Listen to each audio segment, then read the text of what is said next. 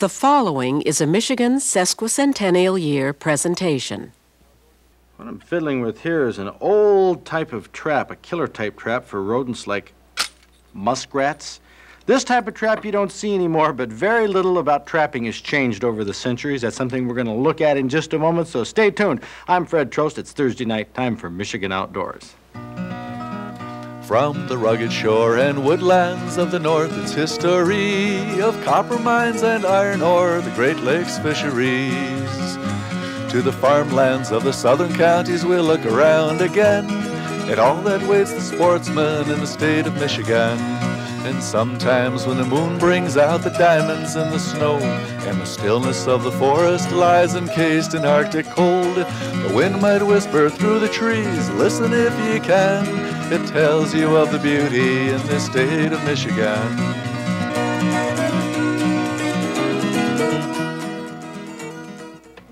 Trappers are a remnant of the frontier, a group of modern outdoorsmen who followed the footsteps of those woodsmen who settled America. This was the way Michigan began, voyagers who canoed the rivers, streams, and lakes, or snowshoed the landscape, harvesting the plentiful fur-bearing animals, not just for their fur, but for their food. You can bet that the trappers of old ate every bit of meat they collected. Remember, there were no grocery stores dotting the countryside like there are today. And while trappers today are highly regulated, they pursue animals, primarily rodents, that don't regulate themselves at all. Muskrats are the most prevalent mammal in North America. They're found from the Arctic Circle to the Gulf of Mexico, from the Atlantic Ocean to the Pacific. And like the beaver, they're a rodent with a large scaled tail and superior fur that's not just attractive and fashionable, but it's warm, too. The low fur prices seem to have kept beaver trapping, though, to a minimum compared to what it was a few years ago. Well, yes, beaver were worth quite a bit a few years back, and now we don't have the foreign markets that we had before, and so the prices are very low on them. What in the foreign markets? What do you mean? Is the beaver out of style now as far as a fur for dressings or hats or what? No, it's still every bit in style, but the American dollar is so strong on the European market that European buyers can't afford to come over here and buy large quantities of beaver right now, or any other fur. So there's no money in it for the trapper. There's no money in it for the trapper. Most of the good trappers are out there for the recreation. They enjoy beaver trapping, and they'll continue whether the price goes up or down. Why do you enjoy trapping so much, Elof? It's been a big part of your life. Well, in order to get close to where I had to trap, so that's the way I got started. I snared my first rabbit when I was 6, and then I started trapping at 7. I caught my first mink when I was 12. But from then on, I've been all over the state of Michigan. And you survived the Depression years by trapping? That helped a lot.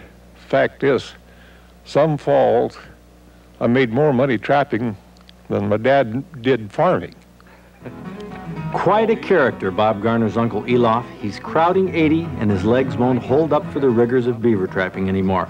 But it's necessary that somebody does it, if for no other reason than to minimize property damage by rodents. Like yourself. Yeah, I enjoy it. And really it's a good thing because there does have to be a control on beaver. They do have to be controlled in areas of habitation and on roads. I'll bet that you, as the wildlife biologist for this portion of the state, issued a lot of permits. Oh yes. To take beaver out of season. Yeah. Every county has a list of nuisance areas that they want beaver removed, and our first effort is to have them removed during a trapping season so that they can be utilized as fur. I hate to kill a beaver out of season. But when the road's flooded? Well, sometimes it's necessary, and in those cases, permits are issued, and we do go in and take beaver. Okay, where we're at now is where the beaver had cut their popple for the winter supply of food. If you'll notice the white tops of the poplar trees, and those are the ones that they have cut off fresh. You'll notice some laying part way down. And then as you look down at the lodge, you'll see the brush out of the water ahead of the lodge, and that's where the popple from this area went is down over the bank where they skidded it and out, and they sunk it in the water, and that will be their winter supply of food while they're iced in.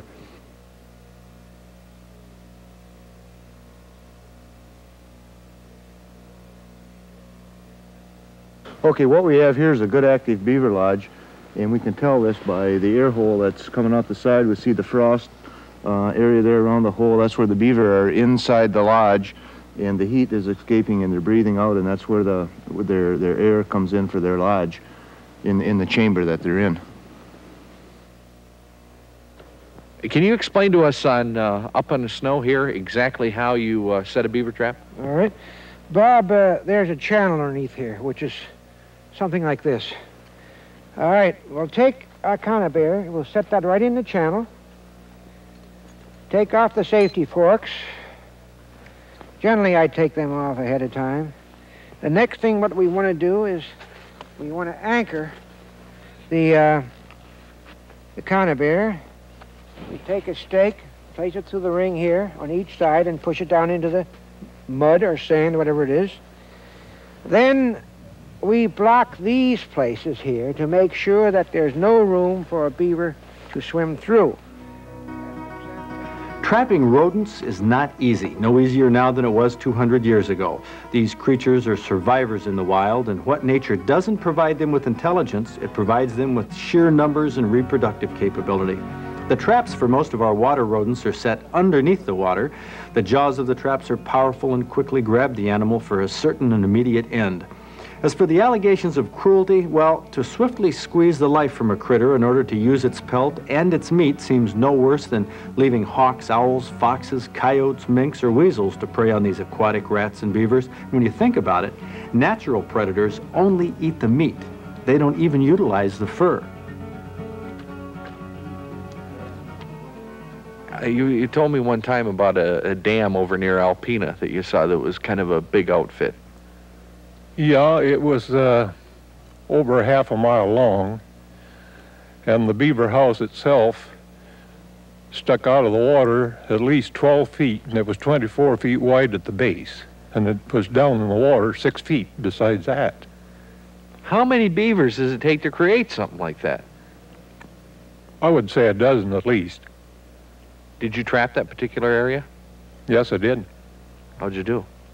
Oh, I caught a few, but not all of them, by no means.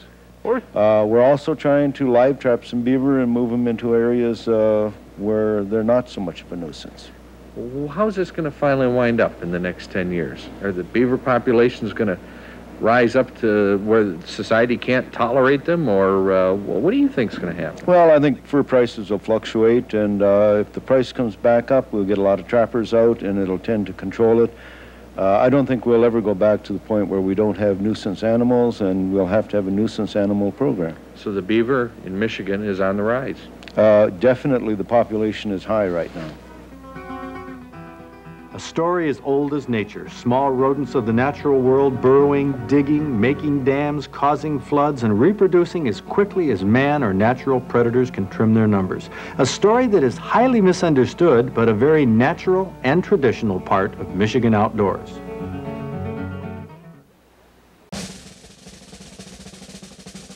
Deer hunters who get a 10-pointer up usually register their trophies as Stroh's Hunting Award winners, like Mark Montgomery from Charlotte, who took this 14-pointer from Eaton County last fall. And Fishing Award winner Nick Palumbo from Otsego registered his 17-inch crappie he caught on a jig from Pine Lake in Berry County last April. But some award winners almost miss, even if they're records.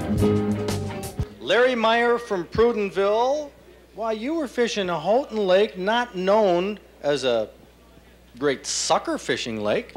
Right. I was walleye fishing, and they've been yelling at me for having a long-lipped walleye and a small-eyed walleye, and I got a lot of ribbing over that fish. Well, you caught that ice fishing through the ice? Yeah, we were jigging, and I got it at 6 o'clock, and I threw it out on the ice and tried to give it away about to 4 or 5 different people for cat food.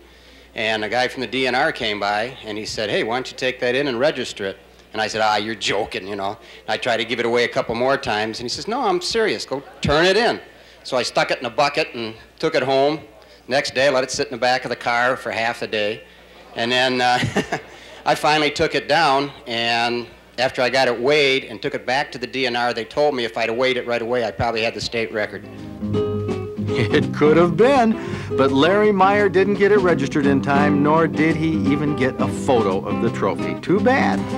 But Doug Parker from Grand Rapids did, a 4 3/4 pound white sucker from the Grand River on the last day of March last year. And Mary Lou Navarro from Essexville got her trophy registered too.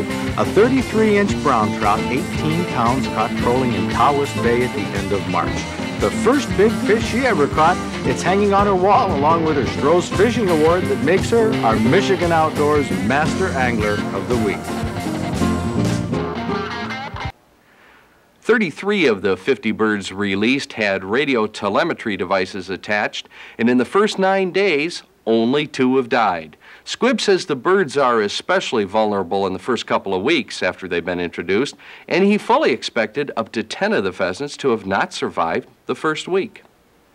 DNR Director Gordon Geyer and Commissioner Kerry Kammer are in the People's Republic of China for the next 2 weeks, looking to obtain more pheasant eggs for the Michigan Pheasant Program. They'll be offering help to the Chinese on their Panda project. There's not much chance that we'll see a dove season in Michigan in the near future. The appeals court unanimously ruled against the DNR and effectively removed any chance of a dove season without a new act of the legislature. When you buy your fishing license, you get this Michigan Fishing Guide, a summary of what it says are the rules between April 1st, 87 through March 31st, 1988. The problem is, this year, some of these rules printed in here are wrong. Some anglers might get tickets, they're bum raps. Some DNR law officers don't know exactly how to enforce it. We got some problems with this digest. Bob Garner has some comments. Fred's right. There are some problems with the 1987 Fishing Guide, some of which could result in tickets to anglers or at least confusion and inconvenience. In the section setting the salmon season on the Great Lakes, the fishing guide says that salmon season is only open during the regular trout season. That's just not true. The salmon season is open year-round on the Great Lakes. This error did cause at least one charter boat captain and his clients a headache when they rearranged their scheduled early April charters to comply with the incorrect information in the fishing guide. There's some confusion, too, with the correct date for the walleye season to begin on the Saginaw River. Is it April 1st or April 25th? DNR Law Chief Herb Burns says he doesn't know how the conflicting language made its way into the fishing guide, but DNR officers will enforce the April 25th opening day. Chief Burns assures me that fishermen fishing the Saginaw River before April 25th will be warned at least once prior to being ticketed. There's also a problem regarding the size limit on pike in Lake Lansing. This year's fishing guide sets the minimum as 20 inches. However, the Natural Resources Commission order that is currently being advertised in several papers across the state says the minimum size is 30 inches. Local fishermen aren't sure what to believe, but Herb Burns says it will probably be a 20-inch minimum that the COs will enforce. Now, there are other problems and errors in this year's guide. Chief Burns tells me they won't happen again because his law division will now be reviewing both the hunting and fishing guide before they're printed.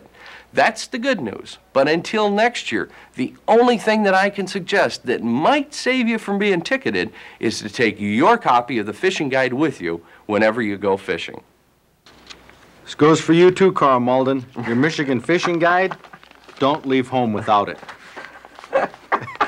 Now, Bob, let's have an easy letter from our mailbag. Okay. Ryan from Hemlock writes and asks, why are bullheads so easy to catch? These are the smallest catfish we have in the state. There's 3 species, yellow, brown, and black, although they look pretty much the same to anglers. Weigh about 2-3 pounds at the most.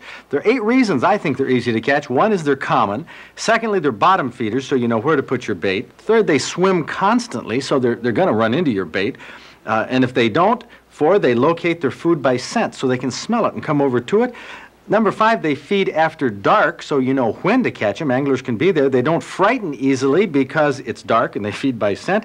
They suck up the bait like a vacuum cleaner, and they have soft mouths, so they're easy to hook. 8 reasons why bullheads are a cinch to catch. God's perfect fish. Perfect fish, that's right. Let's see if you folks can answer this question in our outdoor quiz. Porcupines with their coat of sharp quills have only one natural enemy. What is it? The only creature that will tangle with a porcupine is a fisher. It's a northern member of the weasel family. Fishers live in trees where they seek their favorite meals, porcupines. Outdoors forever. These two words have become very significant to an awful lot of people in the state, and more of us are realizing that we want to enjoy hunting and fishing for the rest of our lives, but that might not be possible for a number of reasons. So we, and talking about Outdoors Forever, Roger McCarville, the executive director, Catherine Mulhaupt, the administrative director, this is it. This is Outdoors Forever right here as far as the staff goes. But we're going to make a jump. Right, Kath? We're going to start local chapters, which will enable people anywhere in the state to take part in Outdoors Forever. The local chapters, of course, you've been around the state, Roger. There's a lot of enthusiasm. Oh, everybody's enthused about it, want to know how they can get involved. And that's where, you know, we thought of this chapter idea to have folks find out what we're doing and share the information in their local hometown. Let's take a look at the tape that we did. Your first time steelhead fishing since your accident 11 years ago. You just haven't done much. But let's keep in mind here, while we're looking at Raj getting out, which you've seen on TV, what we're trying to do here with Outdoors Forever. The goal, of course, is to have everyone enjoying hunting and fishing as lifelong activities. Not just handicappers, not just senior citizens, not just kids, but everyone. And local chapters, of course, are going to give individuals a way to participate and work towards these goals in your own community. Right, Outdoors Forever can't be everywhere and do it for everyone as for just Roger and I. But the chapters, people involved in the local level, can do whatever they want for their own community. But your idea, Raj and Catherine, is to keep the staff small. Keep it small. Right now there's just the two of us and, of course, you with the production. But if we can spread it out with the people in the state, I think it'll answer a lot of the problems. And it'll keep the cost down so that the money that we do raise can be used for projects. Now, what are these chapters going to be like? People right away think, oh, we're going to have to pay dues. No, we don't want to. We're not expecting dues. We're not expecting them to take part in any voting or any politics. We really want to have this be something pretty free form that they can organize within an already existing organization as a committee or organize independently, and let it be something that works for them, what works in their area or with their interests. But we need an individual in each area, somebody to pull this together. It'll work best if there's a local coordinator. So that's what we're looking for, the local coordinators. If you think you might fit this bill, hang in here, because what will your chapter be able to do? Well, one, we have a lot of materials and information to distribute. People call us, and we have developed this, but you can help us locally distribute it, as well as collect information. Right, accessibility surveys are very high on our list of things to accomplish, and this means sending people out in all parts of the state to survey recreation sites, hotels, parks, find out if they're accessible to people with various physical conditions. And when we get that information, we'll have local projects that they can do. The key here is they know more about what's needed in their own area than we do. Right. And what will we do to help it and help out in your local projects that you can do? Well, we'll have monthly meetings, we'll send you mailings and newsletters, supply tapes and publications. But now, of course, the big thing, how can you join? How can you become involved? Attend our meeting at our fishing workshop on April 4th. That'd be an ideal way. If you think you can pull this together in an existing club or start one, if you're involved, we're going to have some exciting new things to report. Oh, we know that there's ideas and solutions and projects that can be done all over. Yeah, the solutions are out there. We just got to share them. And that's what Outdoors Forever is all about. We're going to keep you in hunting and fishing if something may happen, an accident, a disease, or just getting older. And I tell you, the statistics show that most people drop out. We want to keep you in the outdoors. We've discovered another crime here with this recipe, a crime that it wasn't in the finals for our cooking contest. Clay Hooker from Manton submitted a recipe for cream of squirrel, or you could use rabbit or even chicken. Anything. We have rabbit in this recipe. Good rabbit. Oh, this is so good recipe. You know, it's so easy. It's almost crazy. It really is. I can't believe the ingredients. We've got good rabbit. Now, he said you could use rabbit and squirrel. Well, you could use this. This is such an excellent recipe. Any small game. But the key to it, like we found with small game, Kath, is to debone it. Oh, absolutely. That makes it so tender. You can see all the meat there and all those. Look at the back. Big pieces there. Oh, back on the rabbit. Look at how meaty they are. Yeah, you could use beef for this, even. Well, that would be the prime rib. It'd be. Yeah. Okay, we're going to use a pressure cooker here, and this is actually going to pre-cook the meat, and it only takes 15 minutes in a pressure cooker at 15 pounds of pressure. And the trick is here not to add a lot of water, and because you don't want it to cover the meat, just a little bit in the bottom to keep it from sticking. People who don't use pressure cookers are kind of afraid of them. They are, and they shouldn't be, because it's really the answer to cooking meat like this. You want to check that rubber gasket on the inside. You should check it quite often, make sure there's no checks in it or nicks in it. And then you've got a little gauge. That's your gauge. That will tell you when it comes up to pressure. When that gets to rocking gently, you don't want it to be going crazy there. That's all you want it to do, is just rock gently like that the whole time. 15 minutes, 15, and that will tenderize that meat. Yep, 15 pounds of pressure. And you're going to saute your vegetables here, and you don't want to brown them, actually. Just saute them. Mushrooms. Canned mushrooms. Well, we're on the brink of morel season. That's right. We're getting there. And onions and green peppers. Like I said, you just want to saute them until they're transparent, not completely brown. And meanwhile, your pressure cooker is still going. And then when that's done, you can just cut this right off. And actually, the only reason I'm using this knife and fork is because it's hot. This does come right off. It is kind of critical. You leave it maybe an extra few minutes, it'll slip right off the bone. It'll fall right off, absolutely. And stir the rabbit into your vegetables. Like a stir fry. Yep. And then go ahead and add your cream of mushroom soup right to the dish. You don't even have to put it in a separate casserole dish or anything. And this is an electric frying pan we're going to use. And you do want to add a little bit of milk to keep it from sticking. It'll thicken right down. And here it is. Clay Hooker, you've got a winner here. I tell you, you can see the meat, the pieces of, this is rabbit, but it looks like chicken. It comes right apart. You can just take a fork and... Very tender. So tender. The green peppers also in here really hold their color and flavor. Bob? Oh, they certainly did hold their flavor.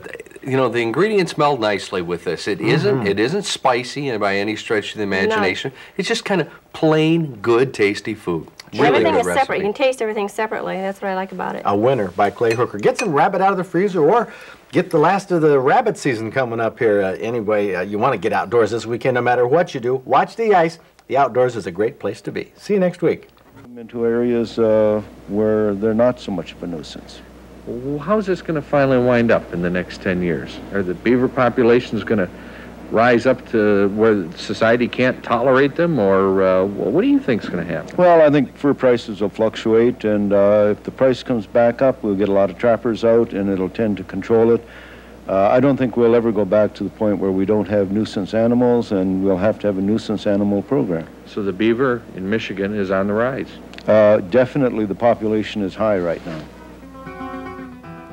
A story as old as nature. Small rodents of the natural world burrowing, digging, making dams, causing floods, and reproducing as quickly as man or natural predators can trim their numbers. A story that is highly misunderstood, but a very natural and traditional part of Michigan outdoors.